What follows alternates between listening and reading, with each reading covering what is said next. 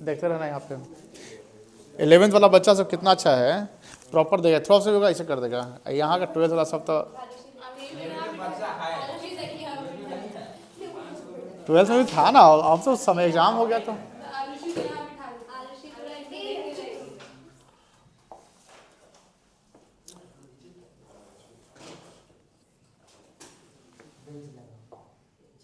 देखो समझाते, फॉर्मेटिंग याद है ना?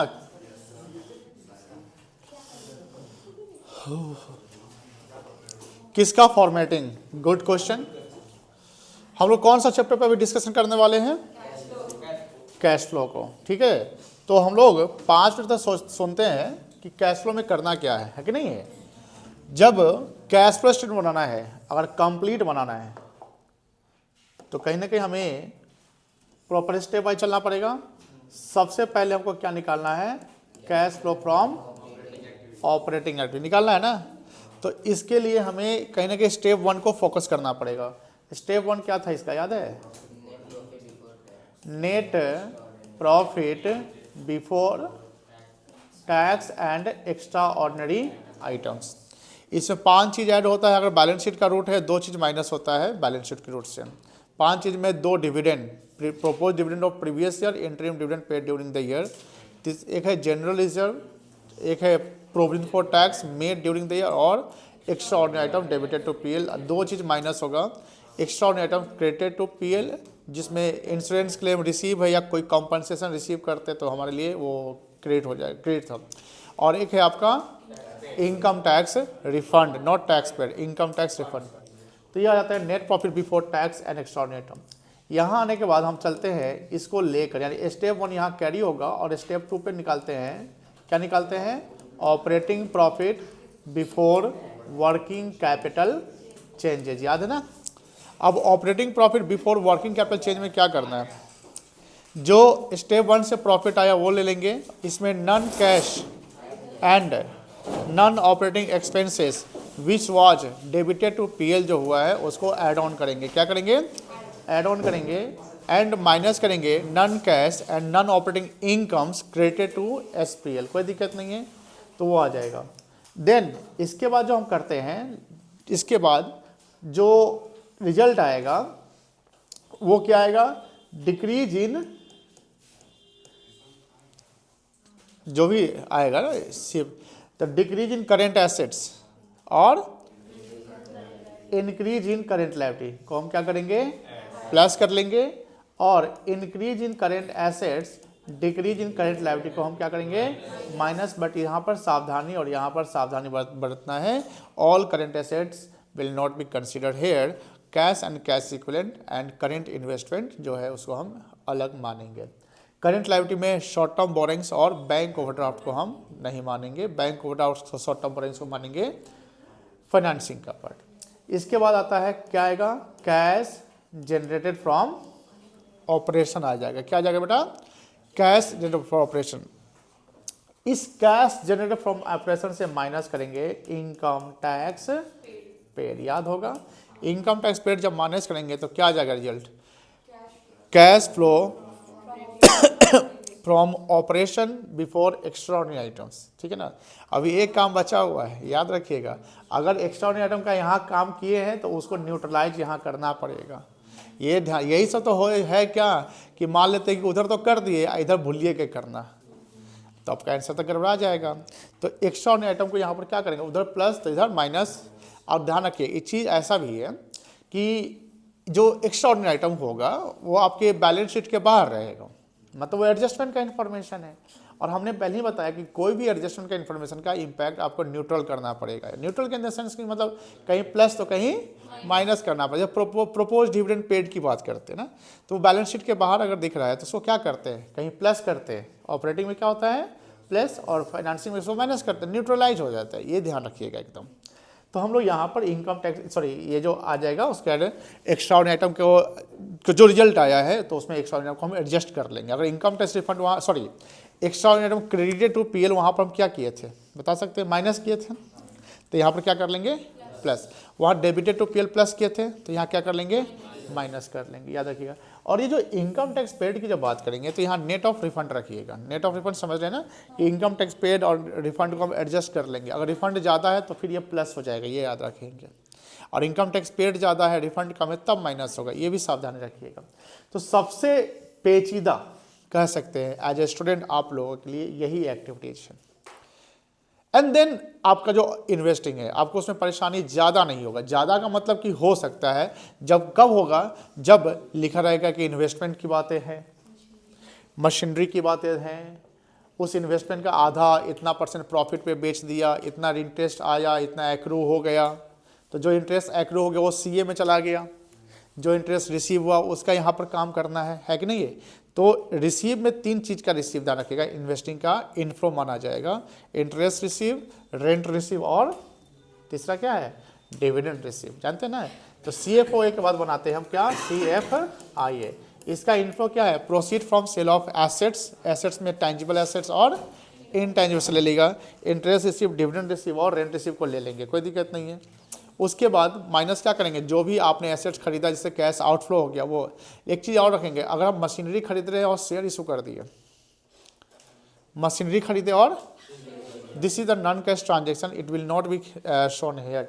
ऐसा सवाल आपने एक बनाया होगा जहाँ पर मशीनरी के अगेंस्ट में शेयर था, तो उसका एंट्री हम लोग ना फाइनेंसिंग में लिए थे ना ही इन्वेस्टिंग में लिए, कोई दिक्कत नहीं है। तो इन्वेस्टिंग का आप जनरली प्रैक्टिकली इन्वेस्टिंग में यूज आता है, क्या आता है, यूज मतलब नेगेटिव अगर होगा तो यूज आ जाएगा। फिर cash flow from financing activity निकालेंगे, तो इसमें जानते होंगे आप शेयर से रिलेटेड काम करते हैं, डिवेंचर से रिलेटेड काम करते हैं, एंड नॉन करेंट लायबिलिटी और करेंट लायबिलिटी में शॉर्ट टर्म बोरोइंग्स और बैंक ओवरड्राफ्ट से रिलेटेड काम करते हैं। अगर वो बढ़ रहा है तो इनफ्लो है, सीधा सीधी लायबिलिटी में सीधा चलना है, एसेट में उल्टा चल रहा है। एसेट बढ़ रहा है तो आउटफ्लो हो गया, एसेट बढ़ रहा है तो क्या है, आउटफ्लो है, क्योंकि वो परचेज किए होंगे। एसेट घट रहा है तो जनरली इनफ्लो मान लेंगे, चाहे वो डेप्रिसिएशन के रूप में तो वो ऑपरेटिंग में ही चल जाएगा। लायबिलिटी में क्या सीधा है कि लायबिलिटी बढ़ा तो कहीं ना कहीं हम बोरो किए होंगे, कहीं से पैसा आया होगा, तो वो इनफ्लो मेरे लिए, और लायबिलिटी घट रहा है तो क्या है, आउटफ्लो। यहाँ पर सेक्रेटरी प्रीमो का भी काम कर लेना है, कोई दिक्कत नहीं है। जब CF यानी तीनों का जब रिजल्ट आ जाएगा तो ये इसको इस तीनों को एडजस्ट कर देंगे, जोड़ जाड़ कर लेंगे, जोड़ेंगे ना, तो जोड़ने बाद जो रिजल्ट आएगा उसको क्या बोलेंगे, नेट इंक्रीज और डिक्रीज इन कैश एंड, ये बात है। अब उसके बाद काम आसान हो गया, उसमें क्या करेंगे, ऐड कर लेंगे opening balance of cash and cash equivalent, तो रिजल्ट आ जाएगा क्लोजिंग बैलेंस। तो CFS का कंप्लीट सवाल भी आ सकता है एग्जाम में, कभी कभी आ जाएगा, लंबा सवाल देगा, ऑपरेटिंग का बना दीजिए।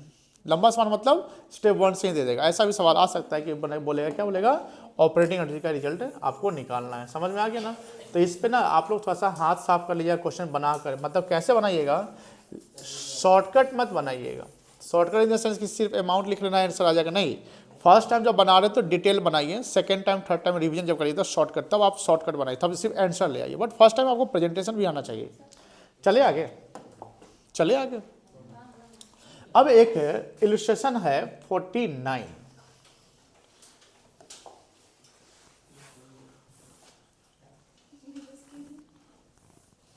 सवाल यहीं तक है ना, 49 यहीं तक खत्म हो रहा है ना, उसका दिए आ गया।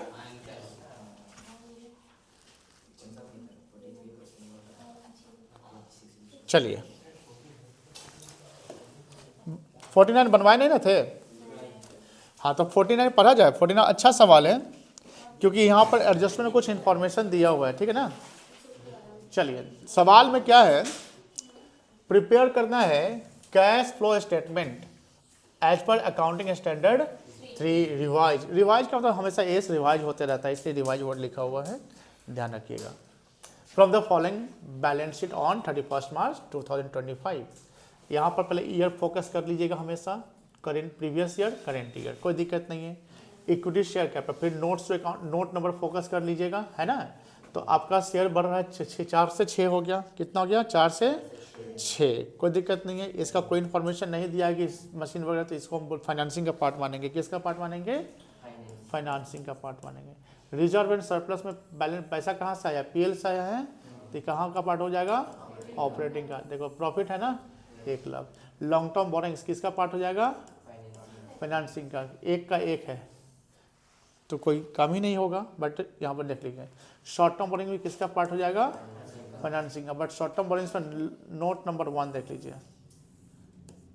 यहाँ दिया हो ना, current maturity of long term debts and bank loan, दोनों पिछले साल था, इस साल नहीं है, क्या हो गया, रीपे हो गया ना, क्या हो गया बेटा, रीपे हो गया, कोई दिक्कत नहीं है। चलिए उसका short term provisions note number 2, यहाँ पर टैक्स की बात कर रहा है। अब समझिए प्रीवियस ईयर टैक्स कितना था, इस साल कितना है। अब इसको देखने के बाद सीधे आपका ध्यान यहाँ पर आना चाहिए, कहीं पे एडजस्टमेंट पे कुछ इन्फॉर्मेशन दिया है क्या, चेक कर लो। तो यस, एडजस्टमेंट नंबर 3 बोलता है टैक्स प्रोवाइडेड, यहाँ वर्ड क्या लिखा हुआ है, provided during the year was 80,000। अब जो tax provided during the year, tax made है कि टैक्स पेड है, ये टैक्स मेड है क्या बेटा। तो we have to find out tax, very easy, कोई दिक्कत नहीं है। तो अगर प्रोविजन फॉर टैक्स अकाउंट खोलते हैं आप, तो ओपनिंग बैलेंस कितना है, 40,000। आपको प्रॉपर लिखने आता है ना, क्या लिखेंगे यहाँ पर, कोई दिक्कत नहीं है। क्लोजिंग बैलेंस कितना है, 70। और टैक्स मेड, टैक्स मेड किस सर जाएगा, उसका एंट्री क्या बनेगा, एसपीएल अकाउंट डेबिट है ना, तो कितना आ जाएगा, 80,000 था, आज 4 12 50,000 ना, ये बैंक हो जाएगा, बोलो हाँ ना। अब देखो ये जो है पेड है, तो पेड है तो क्या करेंगे हम, माइनस, और ये क्या है, इसको क्या करेंगे, दोनों कहाँ होगा, ऑपरेटिंग हो जाएगा, कोई दिक्कत नहीं है। अब जो है ये जाएगा कहाँ पर, स्टेप 1 में जाएगा, और ये जाएगा लास्ट में जाएगा, कोई दिक्कत नहीं है। चलिए अब आगे आते हैं, यहाँ पर हमारा ये काम हो गया, बोलो हाँ ना। अब बात ये यहाँ पर कि देखो इसका कहीं नोट नंबर नहीं दिया हुआ है, लेकिन एडजस्टमेंट चेक कर लेना है, ठीक है ना। प्रॉपर्टी प्लांट इक्विपमेंट दिया हुआ है और इनटेंजिबल एसेट में पेटेंट दिया हुआ है, ठीक है ना, ध्यान से रखिएगा। तो पहले पीपीई देखिए, पीपी में क्या है, पीपी के नीचे लिखा हुआ है इन्फॉर्मेशन यहाँ पर, ड्यूरिंग द ईयर एंडेड 31 और 25 building was purchase for 75,000। Building कितने का खरीदाया था, 75,000। तो बिल्डिंग अकाउंट डेबिट क्या, इसका एंट्री क्या बनेगा, इसका एंट्री क्या बनेगा, तुम क्या बोल रहा है मनीष, ट्रू बैलेंस बोल रहा है। बिल्डिंग खरीदे तो ट्रांजेक्शन है ना, ट्रू बैलेंस बीडी या सीडी कब लिखते हैं, जब ओपनिंग या क्लोजिंग रहता है तब, तो इसको एंट्री करेंगे building account debit to bank account, कोई दिक्कत नहीं है। उसके बाद होता है एक ओल्ड बिल्डिंग था जिसका बुक वैल्यू था, यहाँ वर्ड क्या लिखा हुआ है, बुक वैल्यू और कॉस्ट सेम होता है कि अलग होता है, अलग होता है, वेरी गुड। बुक वैल्यू का मतलब वो WDV है, WDV है। और दूसरी बात, यहाँ पर कहीं एक्यूमुलेटेड डेप्ट नहीं मेंशन किया है, यहाँ भी कहीं नहीं मेंशन किया है, तो इस सवाल जो था सा सीधा हो गया है। तो बुक वैल्यू जिसका था 63,000 रुपया, जिसको, अच्छा ये जो 63,000 है ये इसमें ऑलरेडी इंक्लूडेड होगा 6 लाख वाले में, ठीक है ना, जिसको सोल्ड किया गया एट ए लॉस ऑफ 5,000।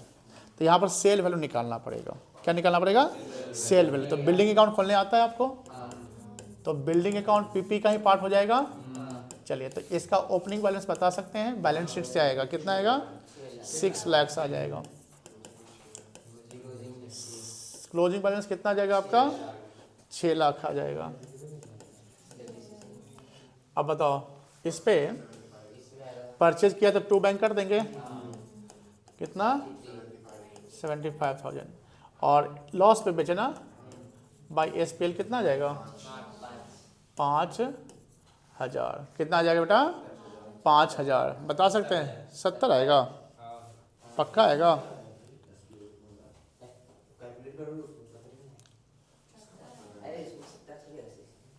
हाँ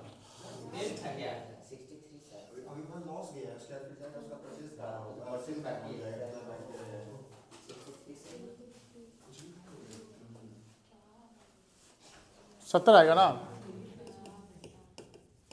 ठीक है 70।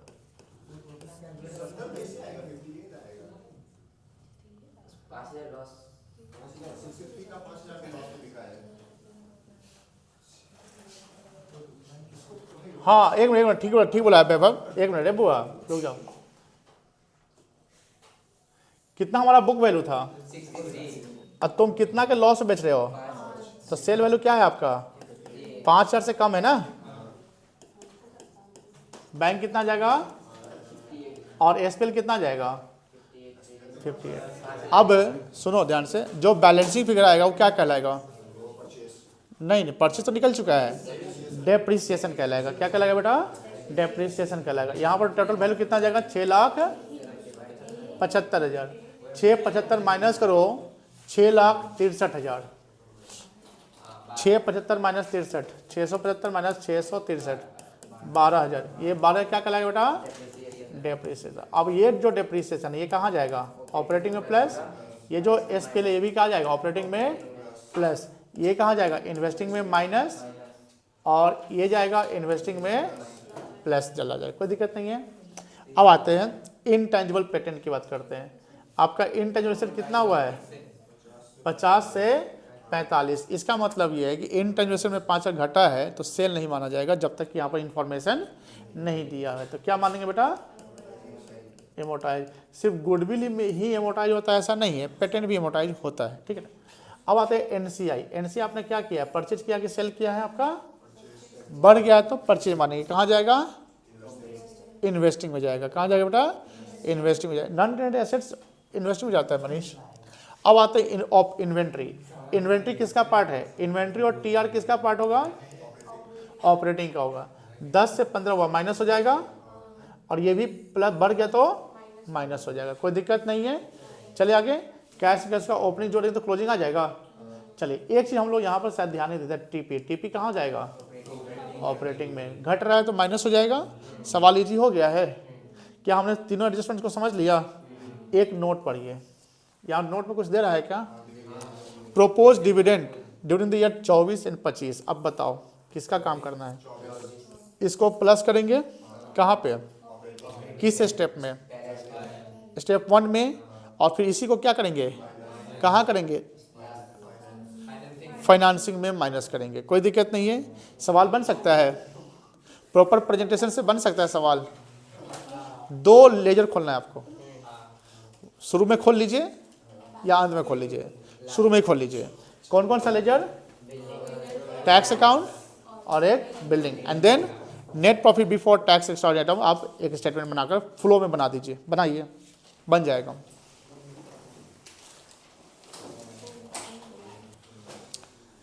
इलस्ट्रेशन नंबर 50, इसको भी इंपॉर्टेंट मार्क कर लीजिएगा।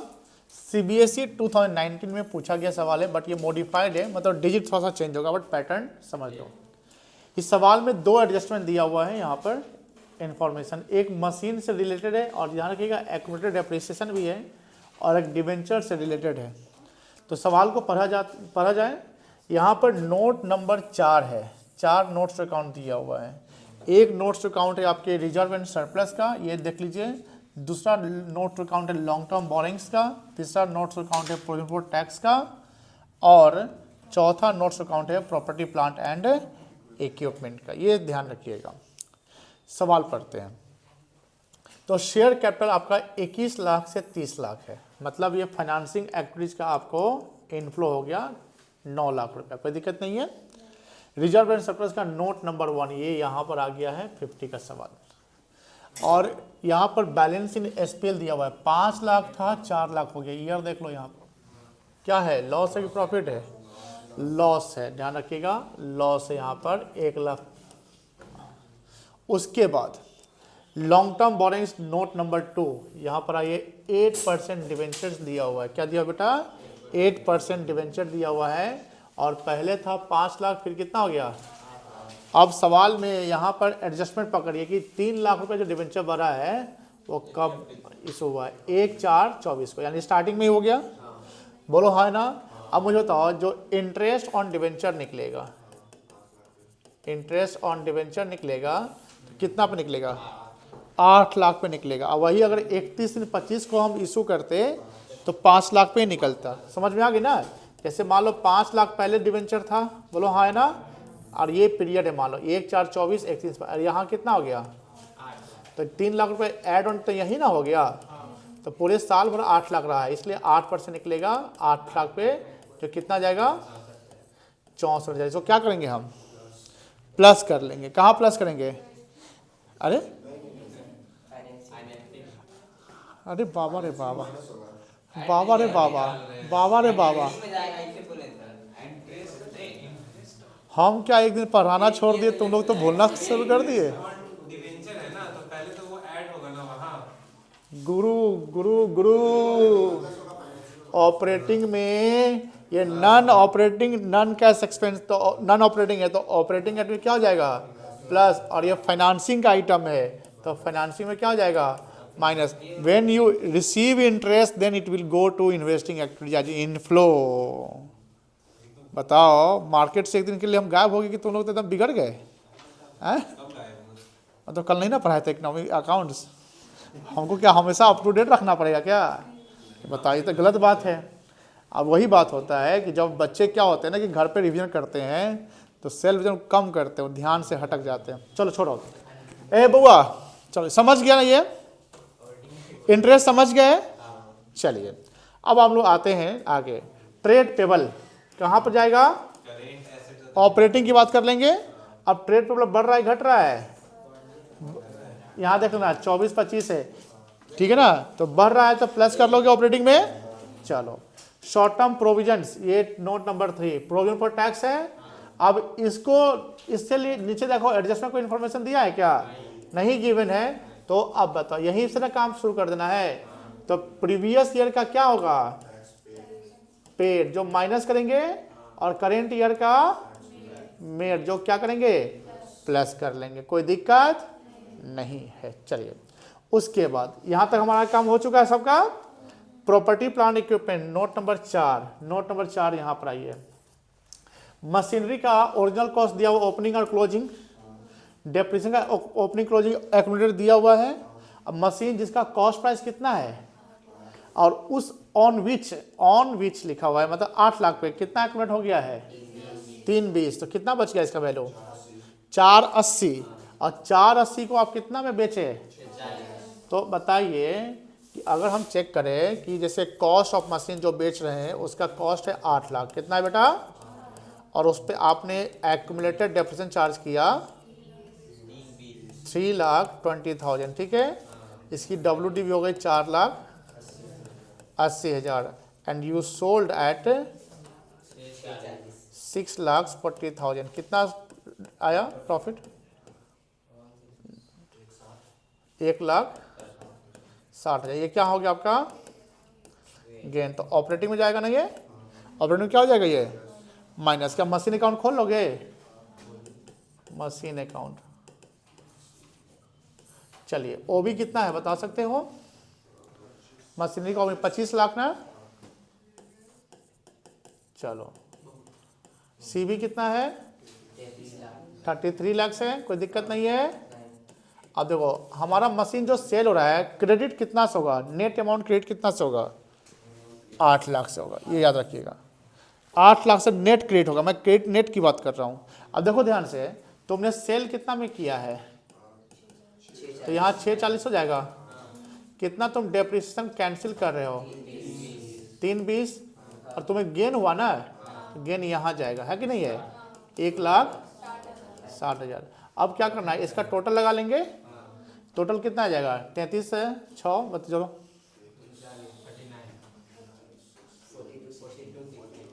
42,60,000। 42,60 से 26,60 माइनस करो। नहीं 16 लाख आ जाएगा। 16 लाख क्या आ जाएगा पर्चे जाएगा क्या उसी को 16 लाख। अब देखो एक और तरीका बताते हैं, सुनो ध्यान से, लेमैन मैनर में समझो। तुम्हारे पास पहले मशीन कितने का था, कितना हो गया 33 का। कितना का मशीन तो बेच दिए 8 का, तो 8 का बेचने के बाद मेरे पास 33 का बचा हुआ है, ठीक है ना। तो 25, तो अब बात ये हो रही है कि जो ये है इसमें से 8 का निकल गया होगा, 17 बचा, सही बोल रहे ना। और ये 33 हुआ, तो 17 से 33 में कितना 16 लाख है ना, 17 16 33 होता है ना, 33 यानी 16 लाख आपने बाई किया होगा ऐसे during the year. Machine account समझ में आ गया? क्या हमारा काम खत्म हो कि अभी और काम करना पड़ेगा? प्रोविजन डिपॉजिट कर लेंगे। और इसका ओपनिंग बैलेंस कितना है, यहाँ से आ जाएगा 5 लाख। ध्यान रखिए बेटा, इसमें गलती तुम लोग करोगे कर सकते हो, करोगे नहीं, कर सकते हो। इसलिए इसको सावधानी, सावधानी हटी दुर्घटना घटी। इसको ये ले जो खुलना पीडीडी हो, ओबी हो गया ना, सीबी कितना है 6 लाख, डेबिट में आ जाएगा ना। अब देखो तुमने कितने का मशीन पर डेबिट कैंसिल किया है, तो 2 मशीन हो जाएगा जो कैंसिल करेंगे 3 लाख, तो 6 3 9 20 हो गया, 9 20 यहाँ पर आ जाएगा 4 लाख, ये हो जाएगा डेप्रेशन। जो इसको क्या करेंगे आप ऑपरेटिंग में प्लस कर लेंगे। देखो यहाँ 4 20 दिया हुआ है, कोई दिक्कत नहीं है। चलो तो हमारा एक लेजर ये खुल गया, 2 लेजर खुल गया। इसमें और कोई लेजर टैक्स का खुलेगा नहीं खुलेगा, डिवेंचर का भी खोलने की जरूरत नहीं है। सारा काम लगभग हम लोग कर दिए हैं। इनटेंजिबल चेक करिए, इनटेंजिबल बढ़ा ही घटा देख लो, बढ़ा है तो कहाँ परचेज हो जाएगा, कहाँ जाएगा इन्वेस्टिंग में चल जाएगा, माइनस की प्लस, माइनस क्योंकि आउटफ्लो है ये। करेंट इन्वेस्टमेंट देखो, अब देखो ओ हो ए और सी एक साथ लेना, ए और सी, यानी पहले तो ऑपरेटिंग में सिर्फ इन्वेंट्री का ही काम होगा, ठीक है ना। अब देखो 4 लाख से 8 लाख हुआ तो माइनस हो जाएगा, बोलो हाँ है ना। अब देखो ओपनिंग बैलेंस जो इंक्रीज डिक्रीज निकल जाएगा, ऑपरेटिंग हो गया, इन्वेस्टिंग हो गया, फाइनेंसिंग हो गया, इंक्रीज डिक्रीज निकल जाएगा। उसका ऐड क्या करेंगे, ओपनिंग बैलेंस ऑफ कैश। तो ओपनिंग ऑफ कैश कैश में ये 78 प्लस 78 1,56,000 होगा क्या, हम बोले तो उतना ही होना ही चाहिए ना, हो गया 1,56,000 हो जाएगा। तो क्लोजिंग ये वाला टोटल लगा के आएगा आंसर। समझ में आ गया बेटा, बन सकता है। I am giving you 10 minutes right now, अभी भी बनाओ, प्रैक्टिस कर लो, आज प्रैक्टिस कर लो, आज ही प्रैक्टिस करके इसको नक्की करो, चलो बन जाएगा। क्योंकि करेंट है, करेंट है मतलब आप इजीली उसको कैश में कन्वर्ट कर सकते हैं, मतलब कि इजीली आप जब चाहे उसको कैश में कन्वर्ट कर सकते हैं। It is not cash but cash में इक्विवेलेंट टू कैश है। हाँ कह सकते हैं। एक चीज़ में ध्यान रखिएगा, ये एग्जाम में आपको कहाँ पर आपको ध्यान भटका सकता है, वो है इंटरेस्ट ऑन डिवेंचर का। मुझे ये बताइए, सवाल पे देखिएगा, आंसर मत देखिएगा। सवाल में कहीं इंटरेस्ट ऑन डिवेंचर के बारे में इंफॉर्मेशन दिया है कि पेड है, कितना है, नहीं दिया है, फिर भी करना है।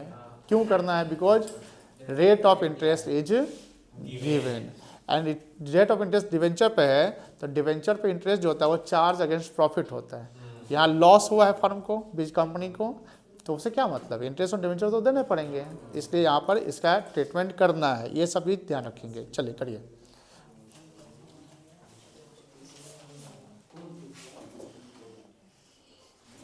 चलो ये हो गया सबका।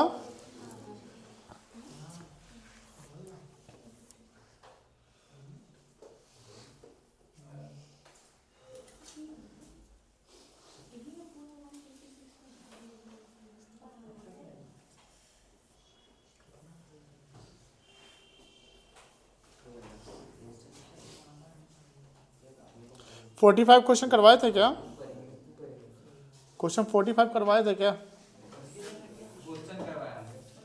क्वेश्चन 45 करवाए, बता दो पहले, नहीं करवाए तो बता देना। किसी का डन है 45 मार्किंग किए हैं आप लोग? हाँ अनुष्का 45 हो गया है, मनीष नहीं हुआ है, क्लास में 45 नहीं हुआ है।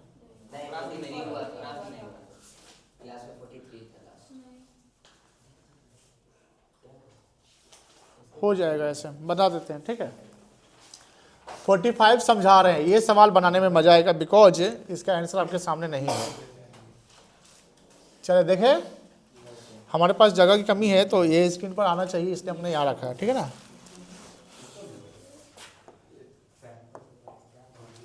देखो क्वेश्चन नंबर 45, बैलेंस शीट दिया हुआ है एमएम लिमिटेड का एज ऑन 31 मार्च 25, ठीक है ना।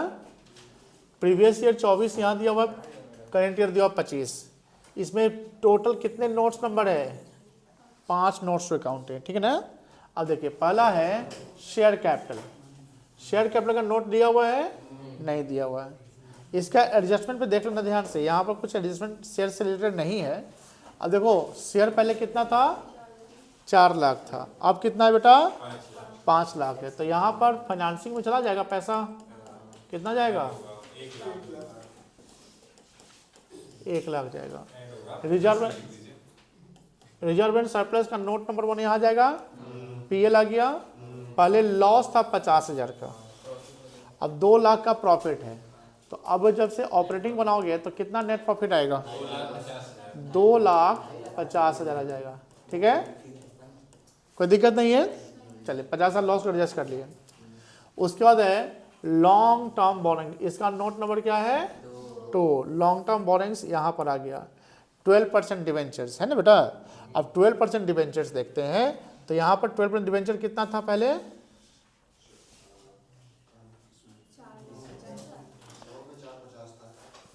दोनों सेम ही तो सेम ही है ना, इशू है ना रिडम्पशन हुआ है। वेट 12% डिवेंचर जो है रिडीम कब हुआ है, 31 मार्च 2025 को हुआ है। अब सुनो ध्यान से, ध्यान सुनो। अभी जो आपने एक इलस्ट्रेशन बनाया था, तो लॉन्ग टर्म में 1 लाख का 1 लाख था, शॉर्ट टर्म में 1 लाख था पहले, अब फिर 0 हो गया। यहाँ तुम देखो ये इंफॉर्मेशन, क्या कुछ दिख रहा है, 12% डिवेंचर का ही ना मैच्योरिटी है, ठीक है ना। और ये रिडीम कब हो रहा है, ये 31 मार्च 25 को, यानी इस साल का ओपनिंग 450 से था जो भी है, और इसमें से हम कितना रिडीम कर रहे हैं 50,000। क्या बोले बेटा, 5 लाख हुआ, लेकिन हमको यहाँ पर शॉर्ट टर्म में कितना लेना है, तो ये भी तो फाइनेंसिंग का ही पार्ट होगा ना। किसका पार्ट होगा ये, फाइनेंसिंग का। समझो ध्यान से, जब ये फाइनेंसिंग का पार्ट होगा, किसका पार्ट होगा बेटा, फाइनेंसिंग का। क्या हो जाएगा ये माइनस। बात यहाँ आता है इंटरेस्ट का, सवाल किसका आता है, इंटरेस्ट का आता है। इंटरेस्ट कितना पे निकलेगा, कैसे 5 लाख पे निकलेगा, जब लॉन्ग में मनी ध्यान में, जब लॉन्ग में 450 दिख रहा है, तो लॉन्ग का है ना, बियॉन्ड 1 ईयर का पेमेंट है, और हमने क्या किया कि 50 हमको इस साल पेमेंट करना है, तो करंट में कर लिया। But this payment has been made on last day of accounting year, तो it will also carry interest on debenture. नहीं समझे ना, गुड, पीयूष समझ गया। देखो ना समझे तो वो अनाड़ी है। चलो ये अकाउंटिंग पीरियड हो गया, बोलो हाँ ना। डिवेंचर का कॉन्सेप्ट हम लोग शुरू किए थे, तो बताए होंगे कि अगर मान लो कि 20 लाख का डिवेंचर हमने इशू किया, और 2 लाख इस साल हमको रिडीम करना है, तो डिवेंचर को 20 लाख एक जगह पर नहीं दिखाएंगे, बताए थे। उसमें क्या करेंगे, 18 लाख रुपया को हम लॉन्ग टर्म LTB कर देंगे, और 2 लाख को STB करेंगे। मेरी बात समझ में आ गई। तो अब यहाँ LTB जो 450 है और STB 50,000 है, तो दोनों अलग अलग, बोथ आर आवर लायबिलिटी, कोई दिक्कत नहीं है। तो अब बताते हैं कि 450 यहाँ, 550 यहाँ, तो टोटल डिवेंचर मेरा कितना था शुरुआत में, 5 लाख था ना। अब तुम्हारा इस साल STB क्या हो गया है, क्योंकि रिडीम कर दिया, तो अब तुमको कितना हो गया 4। अब तुम जो ये रिडीम कर रहे हो, रिडीम कब कर रहे हो, तो अब देखो ध्यान से, अगर बात करते हैं LTB, यहाँ पर 450 दिख रहा है, बोलो हाँ ना, और STB 50 दिख रहा है, तो टोटल कितना हो गया बोरेंग्स। तो मुझे बता, ये दोनों किसका आइटम है, फाइनेंसिंग का है ना। जब तुम एंड में जाते हो, तो एंड में LTB कितना है यहाँ पर, और STB कितना है, तो यहाँ पर कितना हो गया। तो अब बताओ, यहाँ तुम्हारा आउटफ्लो हो गया, कितना का आउटफ्लो हो गया, 50,000 का। बट ये 50,000 का आउटफ्लो हुआ कहाँ पर है, 31 मार्च। कल बंद हो गया, बैटरी लो हो गया, अरे फुल चार्ज किया था, 1 घंटा से चल भी तो रहा है ना। ये तो 14 वीडियो का ना है, तुम हम लोग मुझे बैठा कर सवाल नहीं बनाए हो, क्या बात करते हैं आप लोग, बड़ा बेईमान हो गए हैं एकदम। चलिए कहाँ पर थे, यहाँ पर थे, तो 50 एंड में पेमेंट कर रहे हैं, तो यहाँ से यहाँ तक पूरा 50 कैरी हो रहा है ना। तुम यहाँ तो लॉन्ग लाइबिलिटी लेकर ढो रहे हो ना ये, तो डिवेंचर होल्डर क्या कहेंगे, बेटा रे हमको क्या दो, इंटरेस्ट दो। बट सवाल आता है कि 50 पे ही इंटरेस्ट तो नहीं लगेगा, पूरा 5 लाख पर लगेगा इंटरेस्ट, बिकॉज पूरा 5 लाख कैरी हो रहा है 31/3/25 को। तो इंटरेस्ट ऑन डिवेंचर कितना पे निकलेगा, 5 लाख पे। कोई दिक्कत नहीं है। तो यहाँ पर लैंग्वेज लिखिएगा, सवाल का जब सवाल बनाएंगे तो लैंग्वेज क्या लिखेंगे, since debenture of rupees 50,000 has been paid on 31st March 25. Therefore, interest on debenture will be calculated on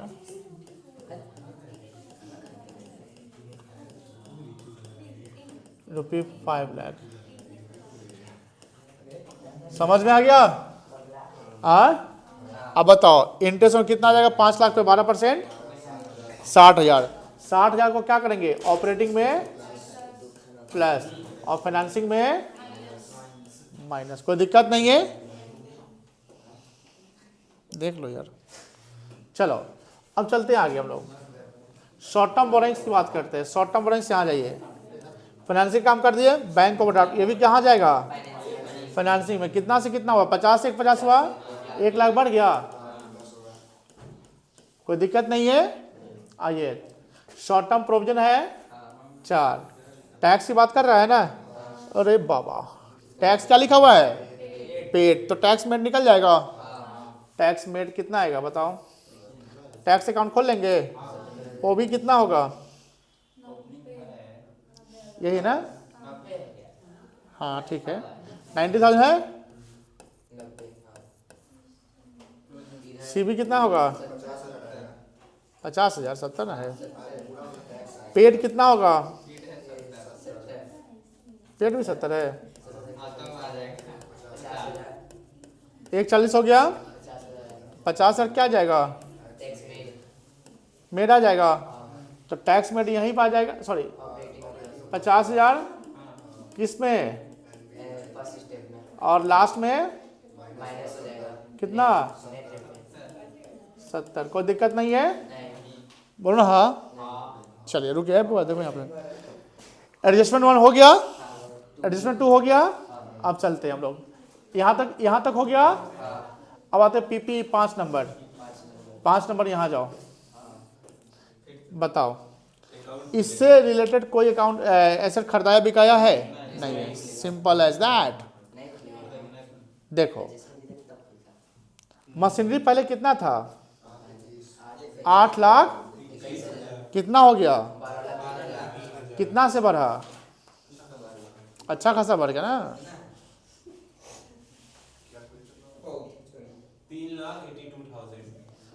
3 lakh पक्का,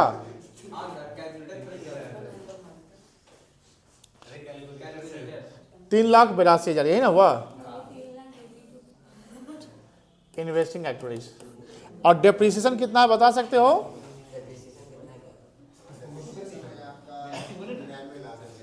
90,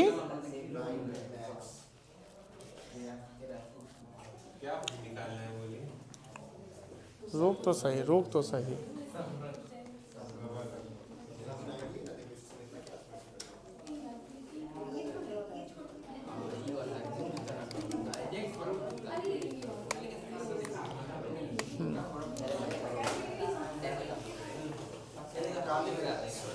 हाँ कितना था बताओ ना, मशीनरी परचेज बताओ ना,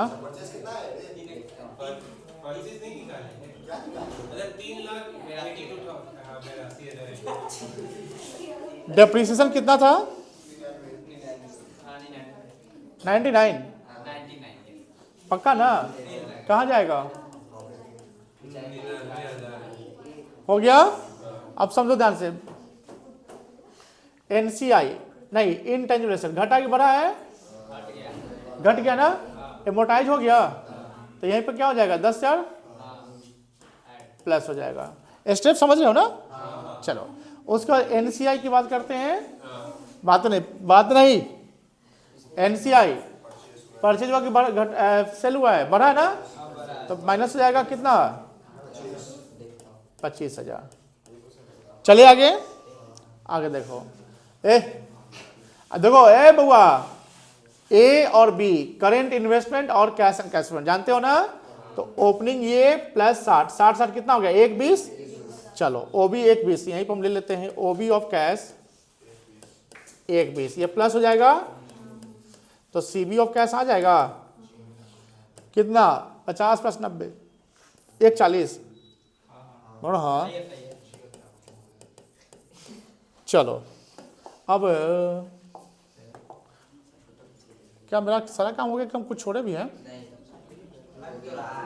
हाँ इन्वेंट्री ना, इन्वेंट्री बताओ कितना है, बढ़ा है घटा है? बढ़ा है तो माइनस हो जाएगा, कितना माइनस हो जाएगा 45, 55 7 62,000। 62,000।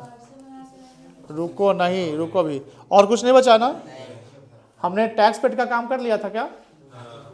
कहाँ किया था? एक मिनट, टैक्स मेड कितना था? ऑपरेटिंग यही ना है, 70 कहाँ है? अब पेड है और प्लस में मेड नहीं किए थे क्या?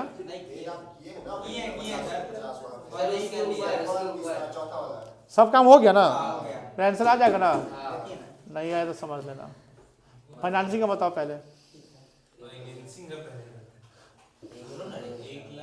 1,50,000 90,000 90,000 प्लस में आएगा।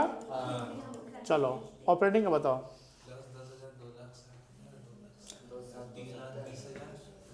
प्लस सबको जोड़ो, माइनस को माइनस करो। 3,93,000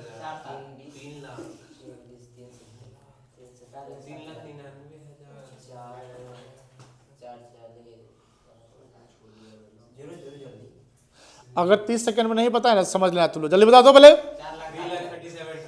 3,37,000